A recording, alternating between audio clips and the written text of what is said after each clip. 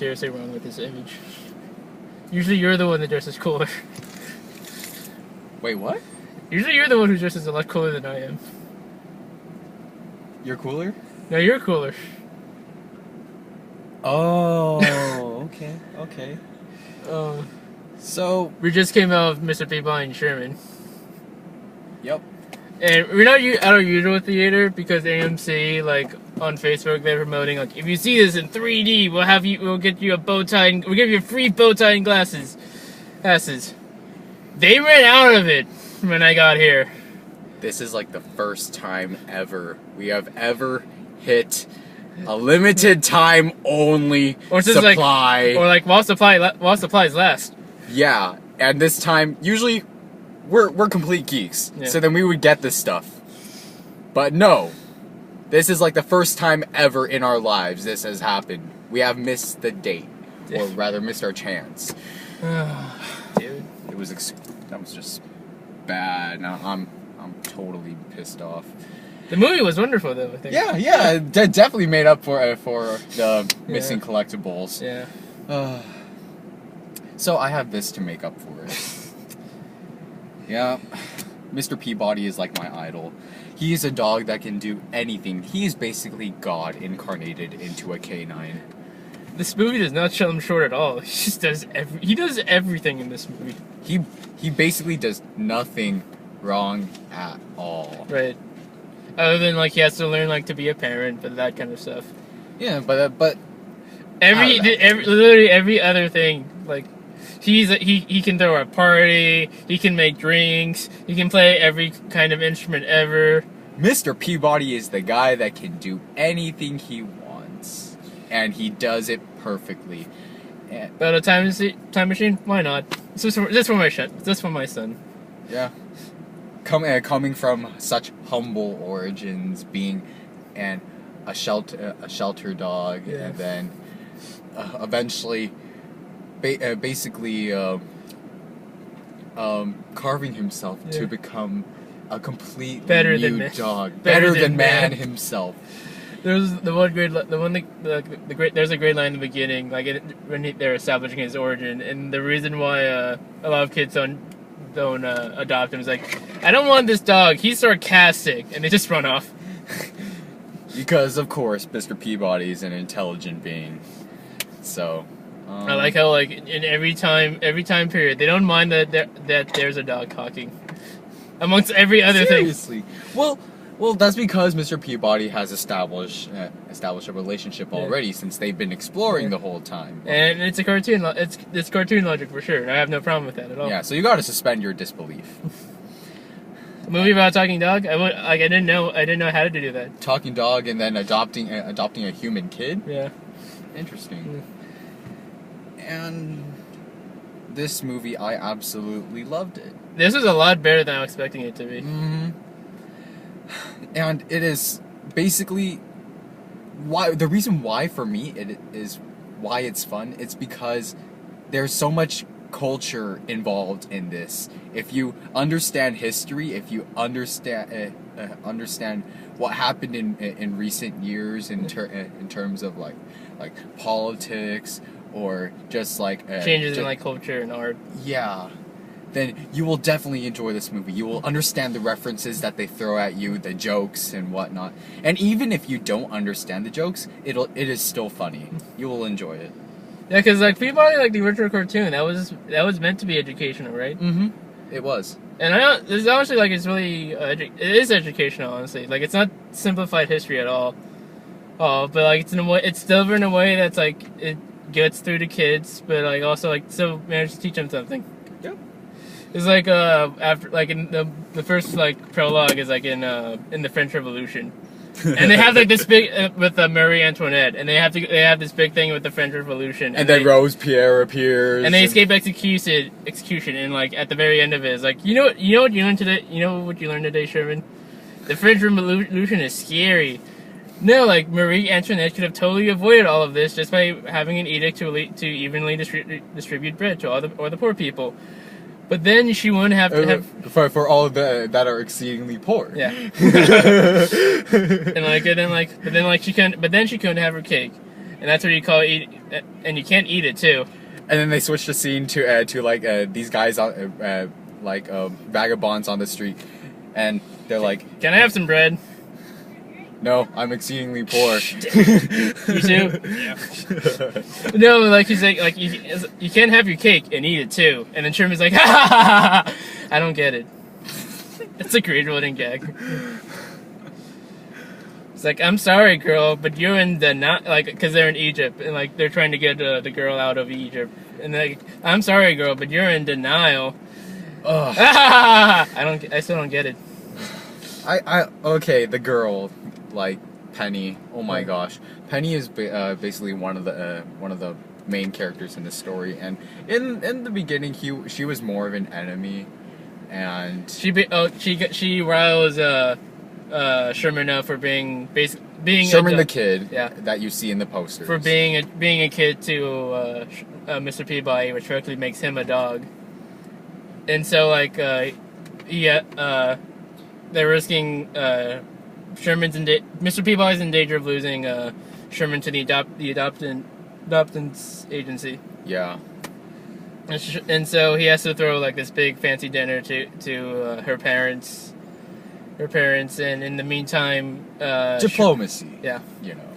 And in the meantime, Sherman's trying to sort of be cool, like sort of play up to her. Mm-hmm. And so he sort of gets tangled in. He sort of gets reeled into using the way back. Yeah, and then through all the adventures that go on in this movie through with time travel, Penny's always the one that screws up things, yeah, no matter what. She's the one. She's the bitch. Yeah. Of this movie. Yeah, honestly, after they get her out of Egypt, there's like she doesn't really have any. She doesn't really need to be in the movie anymore. Yeah. Other than like just to be a female character. Female character, and also looks. That's it. Yeah. You can't say looks. She's like 6 years old. No, it's like she's like, when it comes to like a group, yeah, like going on an adventure in like yeah, any story, there's always got to be at least one person that looks good. Oh yeah. And then she's the token. Yeah. She's the token person of the group. And animation was just typical DreamWorks. Yeah. So I have no complaints. Yeah, the animation was very fast. There was a lot more detail than I thought it would be. They took a lot more like artistic like moves into it. Like they were really good how they transitioned from like time period to time period, or how like they sort of blended in the way back into like the environment. Mm-hmm. Like, cause like it's this whole like tile design, but then it flips backwards to be like this reflective like camouflage. Going back to the jokes, what is it? Like,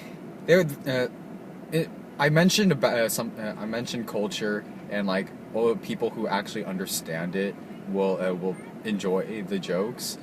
Like, there was this couple right next to me, like, and near the end of the movie, there was this joke about presidents and presidential pardons, and of course, Bill Clinton ends up getting dragged into this joke, and he's like, I've done worse. and if you don't know what happened with Bill Clinton, Monica Lewinsky, the sex scandal. Yeah, so basically that was a joke for adults. The kids wouldn't know what happened. So I hope they don't know about it. Yeah, seriously. Honestly, this movie, like, there's a lot of jokes that I think more or less only adults will get. Yeah, so that's what's so great about this movie. It caters to the adults and also the kids. It's so very accessible to children. Very. And accessible. they're still like even if they don't get it, they'll learn something about it. So like it'll sort of stick to their minds. Yeah, and for all of you literature junkies out there, Oedipus is mentioned. You do not want to hang out with him on weekends. It gets weird. No, weekends at his house. oh my gosh, that was just so great. Kronk's basically in this movie. He's great. Yeah, Kronk. Oh, what is that? It's a Grundy. I'm in love. It looks like a horse. That'd be rude not to bring it in. It'd be rude not to bring it in. Ty Burrell is really good in this movie too as Mr. Peabody. Yeah, yeah. Very- It sounded very eloquent, intelligent. Basically, whenever he talked and tried to explain something, he'd be like, "You have no idea what he's saying." But he's like, "Okay, and you're probably right." Oh my god. And I love the way so like true. they showed his thought process, like when he's about to in the prologue when he's about to get get decapitated by the guillotine. They show how he managed to get out. It's and they have all these They have blueprint sketches, animations going across the screen. If you people have seen Sherlock Holmes, the one with Robert Downey Jr. He was supposed to be he was supposed to be Mr. Peabody. Really? Or at least he auditioned for it. Honestly, nah, I couldn't see it. In any case, if you've seen that movie and how Sherlock is oh, I'm going to attack him here, discombobulate, blah blah blah. This is you see that with but they illustrated better. With the illustrations that are produced inside this movie for Mr. Peabody. Yeah. When Mr. Peabody's gonna rescue someone or get out of a hairy situation. They're going at this distance, and they're going at this cliff, which will kill them. The measurement of this rope should be enough. We'll just grapple onto this, blah blah blah. Yeah. And it's really cool. But fast thinking, but then it's almost that is too godlike. A little too godlike. And honestly, I wish they did more. Because I always thought those kind of. I think it was enough. Okay. If they did more, then you're just overdoing Okay. it. Yeah. You don't want to milk that cow too much. It is perfect the way it is. It's they used enough time travel in this movie. Yeah. They get a lot of the different time periods that you don't in a song montage. Yep. And then it's just they keep making these excuses to oh, we're out of energy, you have to park in the Renaissance. Yeah, it totally reminded me of the Star Tours ride in Disneyland where oh shit, we're going through the asteroid. And then oh no, it's the Death Star. No, we're another ship is attacking us, and then just all these excuses. I really wish I still kept the money to pay for the 3D because this is I should have known because it's DreamWorks and they're great with flying sequences and there's a lot of them in this movie. Oh my gosh, that just reminded me in terms of sequences there were also movie references, not only to what was it, Spartacus. I'm Spartacus. Get out of here. Yeah. and then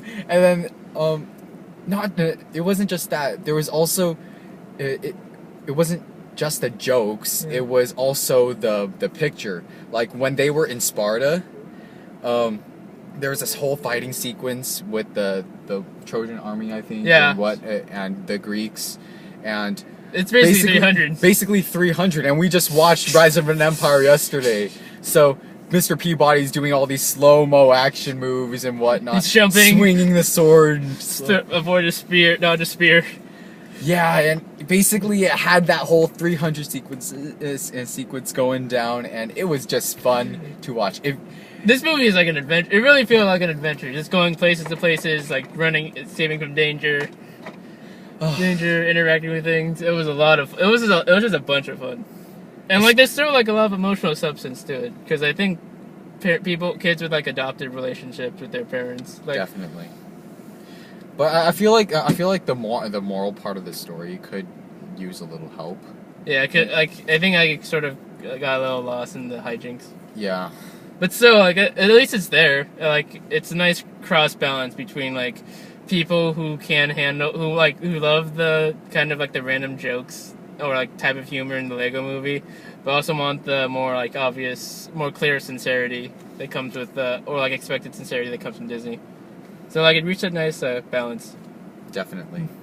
This movie is overall great. I have no complaints. So yeah, I agree. So take the kids with you, watch it, and if you actually understand all the jokes in this movie, that means you are one of the more cultured people out there. I am proud of you. Happy. Okay, so that's pretty much all for Media Misfits right now. Want to do trailer talks? Trailer talks? Alright. We'll do that after this. After the So, break. Later.